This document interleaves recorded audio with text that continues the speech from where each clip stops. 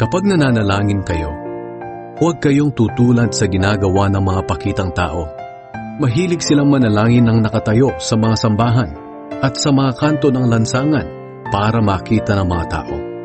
At kapag nananalangin kayo, huwag kayong gumamit ng maraming salita na wala namang kabuluhan tulad ng ginagawa ng mga taong hindi kumikilala sa Diyos.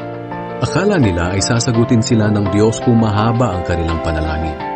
Huwag niyo silang gayahin dahil alam na ng inyong Ama kung ano ang kailangan ninyo bago pa man ninyo ito hingin sa Kanya. Kaya manalangin kayo ng katulad nito. Ama naming nasa langit, sambahin nawa kayo ng mga tao.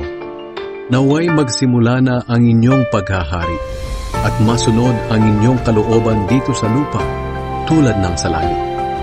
Bigyan niyo po kami ng aming pagkain sa araw-araw. Patawarin niyo kami sa aming mga kasalanan tulad ng pagpapatawad namin sa mga nagkasala sa amin. At huwag niyo kaming hayaang matukso, kundi iligtas niyo po kami kay Satanas.